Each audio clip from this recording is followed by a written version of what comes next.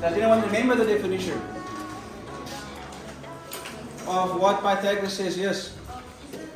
So, Pythagoras is when the right angle triangle, the two shorter sides will always be equal to the hypotenuse.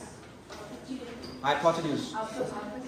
That is almost correct, and that is actually one of the common mistakes that we make when it comes to using or applying Pythagoras. We forget that it's not the sides that add up to the hypotenuse, it is the square.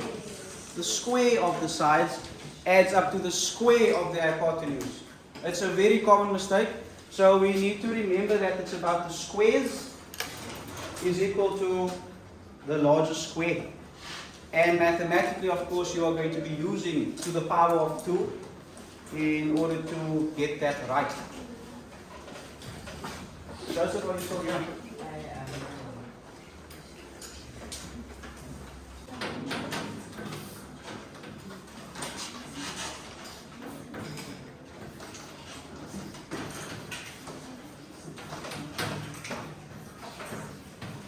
Note that I always speak of right angle triangle. I'm specifying here right angle triangle. There's a reason for that, because Pythagoras does not work in a triangle that is not right angle. Okay? You can't do this in a triangle that is not right angle.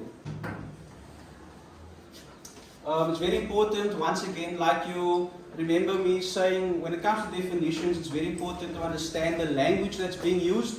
And the terms that they're using here, because there's a reason why specific terms are being used, like I said, in a right angle triangle. Okay, so we are specifying in what kind of triangle this works. So in a right angle triangle, the square of the hypotenuse, in other words the long side. So in a right angle triangle, the long side means the longest of the three, which is the hypotenuse. So the square of the hypotenuse is equal to the sum of the squares of the two other sides.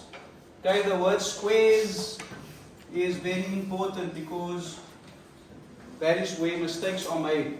We forget that we're talking about the squares and not just the side itself. We will look at examples now to see how this works.